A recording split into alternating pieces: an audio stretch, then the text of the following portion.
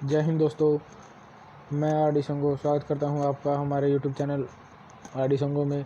आज की वीडियो बहुत ही इंटरेस्टिंग वीडियो होने वाली है। आज की वीडियो में हम अग्निपथ योजना के बारे में विस्तार से जानकारी देने वाले हैं। तो फिर चलिए फ्रेंड्स शुरू करते हैं। तीनों सेनाओं के प्रमुख के द्वारा 14 जून 2022 को यह स्कीम अनाउंस कर दी गई है। यह एक शॉर्ट सर्विस स्कीम है जिसमें 4 साल की सर्विस के लिए फौजियों की भर्ती की जाएगी। इस योजना के तहत भर्ती किए जाने वाले फौजियों को अग्निवीर कहा जाएगा। यह एक शॉर्ट टर्म सर्विस है जिसमें ट्रेनिंग के साथ साथ सर्विस टाइम 4 साल रहने वाला है। फॉर परमानेंट सर्विस 25% प्रोमे बैच 25% अग्निवीरों को परमानेंट किया जाएगा हर एक बैच से। इंडियन आर्मी, इंडियन एयरफोर्स और इंडियन नेवी में इस योजना के तहत भर्ती की जाने वाली है। टोटल वैकेंसी एवरी ईयर हर साल 50,000 वैकेंसी रहने वाली हैं जो कि 2 फेज में कंप्लीट की जाएंगी। इन 2022 में टोटल वैकेंसी 46,000 हैं जिसमें आर्मी, एयरफोर्स और नेवी में भर्ती की जाएंगी। एज लिमिट, इसके लिए एज लिमिट 17.5 साल से 21 साल तक रखी गई है। क्वालिफिकेशन, और इसके लिए क्वालिफिकेशन भी 10वीं पास और 12वीं पास होना ज़रूरी है जो कि नॉन कमीशन रैंक के लिए है। यह भर्ती ओनली नॉन कमीशन रैंक के लिए है। ऑफिसर रैंक के लिए कोई भी यह भर्ती नहीं है। अग्निपथ योजना की सेवा की शर्तें क्या है, देखते हैं फ्रेंड्स। अग्निपथ योजना की सेवा की शर्तें इस प्रकार रहने वाली है। अग्निवीरों का नामांकन प्रशिक्षण अवधि सहित 4 साल के लिए होगा। अग्निवीरों को ट्रेनिंग के साथ साथ सर्विस टाइम ओनली 4 साल रहने वाला है। अग्निवीर संबंधित श्रेणियों या पेशों पर लागू होने वाली चिकित्सा पात्रता शर्तों को पूरा करेंगे। अग्निवीर सभी प्रकार की चिकित्सा पात्रताओं को पूरा करेंगे। 100% अग्निवीरों को नियमित संवर्ग में नामांकन का विकल्प चुनने का अवसर दिया जाएगा। सभी अग्निवीरों को अपना विकल्प चुनने का अवसर पूरा दिया जाने वाला है। प्रत्येक बैच के 25% अग्निवीरों को सशस्त्र बलों के नियमित संवर्ग में नामांकित किया जाएगा और हर बैच से 25% अग्निवीरों को परमानेंट किया जाने वाला है। योजना के मुख्य बिंदु, इस योजना के मुख्य बिंदु इस प्रकार रहने वाले हैं। अग्निपथ योजना के तहत युवा 4 साल के लिए सेना में शामिल हो गए। इस योजना के तहत 4 साल के लिए युवाओं को भर्ती किया जाने वाला है। 4 साल के अंत में लगभग 75% सैनिकों को ड्यूटी से मुक्त कर दिया जाएगा और उन्हें आगे के रोजगार के अवसर के लिए सशस्त्र बलों से सहायता मिलेगी। 4 साल के बाद 75% युवाओं को ड्यूटी से मुक्त किया जाएगा और उन्हें आगे के रोजगार के अवसरों के लिए सुविधाएं मिलती रहेंगी। केवल 25% जवानों को 4 साल बाद भी मौका मिलेगा। ओनली 25% जवान जिनको 4 साल के बाद भी मौका मिलेगा। यह तभी लागू होगा जब सेना में भर्तियां निकली हों। ठीक है। चौथा बिंदु है, कई निगम ऐसे प्रशिक्षित और अनुशासित युवाओं के लिए नौकरी आरक्षित करने में भी रुचि लेंगे जिन्होंने देश की सेवा की है। बहुत सारी कंपनियां ऐसे युवाओं को अपॉर्चुनिटी देंगी जिन्होंने इंडियन आर्मी, इंडियन एयरफोर्स और इंडियन नेवी में अपनी सेवाएं दी हो। युवाओं को नई तकनीकों से प्रशिक्षित किया जाएगा। इस योजना के तहत भर्ती होने वाले युवाओं को नई तकनीकों से ट्रेंड किया जाने वाला है।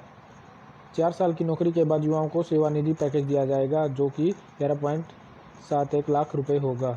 4 साल की नौकरी पूरी करने के बाद युवाओं को सेवानिधि पैकेज के रूप में 11.71 लाख रुपए दिए जाएंगे।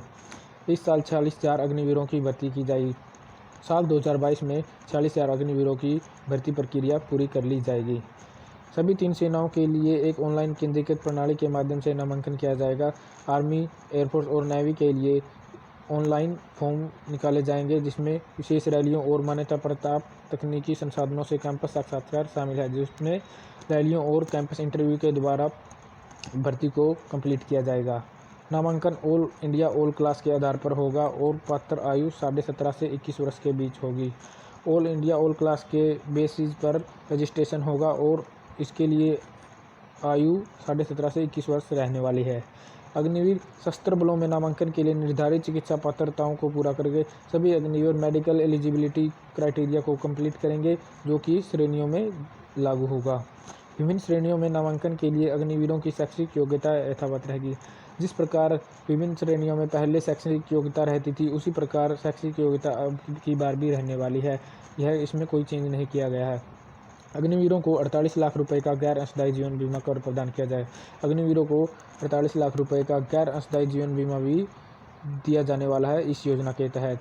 तो इस योजना के तहत सैलरी स्ट्रक्चर क्या रहने वाला है तो देखते हैं। पहले साल के लिए मंथली सैलरी रहने वाली है आपकी 30,000 और जो कि इन हैंड सैलरी होगी 70% मंथली सैलरी का।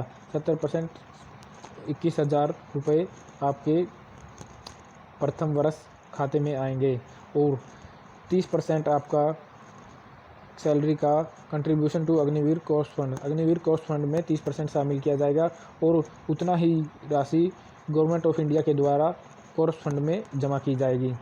दूसरे साल आपकी सैलरी रहने वाली है 33,000, जिसमें 70% सैलरी आपको खाते में आएगी, जिसमें 23,100 रुपये बनेंगे और 30% सैलरी आपके अग्निवीर कोर्स फंड में शामिल की जाएगी और 30% सैलरी गवर्नमेंट ऑफ इंडिया के द्वारा आपके खाते में जमा की जाएगी। तीसरे साल के लिए सैलरी रहने वाली है आपकी 36,500 रुपये, जिसमें 70% रुपये 25,580 आपके खाते में आएंगे और 30% आपकी 10,950 रुपये आपके अग्निवीर कोर्स फंड में शामिल किए जाएंगे और उतने ही 10,950 रुपये गवर्नमेंट ऑफ इंडिया के द्वारा शामिल किए जाएंगे। चौथे साल तक आते आते आपकी सैलरी 40,000 हो जाएगी, इसमें 70% आपकी 28,000 रुपये आपके खाते में आएंगे और 30% 12,000 रुपये आपके कोर्स फंड में शामिल किए जाएंगे और गवर्नमेंट ऑफ इंडिया के द्वारा भी 12,000 रुपये आपके कोर्स फंड में शामिल कर दिए जाएंगे। तो इस प्रकार यह था सैलरी स्ट्रक्चर 4 साल का। Total contribution in Agniveer course fund after 4 year, 4 साल के बाद अग्निवीर कोर्स फंड में इतना फंड रहने वाला है। 30% आपका फंड हो गया रुपये 5.02 लाख रुपये और गवर्नमेंट ऑफ इंडिया के द्वारा भी इतना ही राशि आपके द्वारा कोर्स फंड में जमा कर दी जाएगी। जब आप 4 साल के बाद ड्यूटी से मुक्त हो जाएंगे तो आपको 11.71 लाख रुपए एज सेवानिधि पैकेज के रूप में प्रदान किए जाएंगे। मृत्यु क्षतिपूर्ति, किसी भी जवान की मृत्यु होने पर क्या पूर्ति की जाएगी, इसके बारे में इस तरह से दिखाया गया है। इस योजना में 48 लाख रुपए का गैर अंशदायी जीवन बीमा प्रदान किया जाएगा। सेवा के कारण हुई मृत्यु पर 44 लाख रुपए की अतिरिक्त अनुग्रह राशि प्रदान की जाएगी और सेवा निधि सहित 4 वर्षों तक सेवा न किए गए हिस्से का भी भुगतान किया जाएगा। ठीक है। विकलांगता क्षतिपूर्ति, विकलांग होने पर क्या क्षतिपूर्ति प्रदान की जाएगी।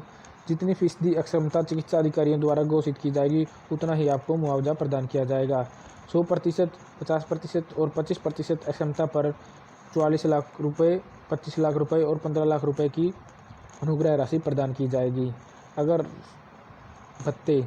आपको भत्ते क्या मिलने वाले हैं, आपको जोखिम भत्ता, राशन भत्ता, वर्दी भत्ता एवं उपयुक्त यात्रा छूट जैसे भत्ते मिलने वाले हैं।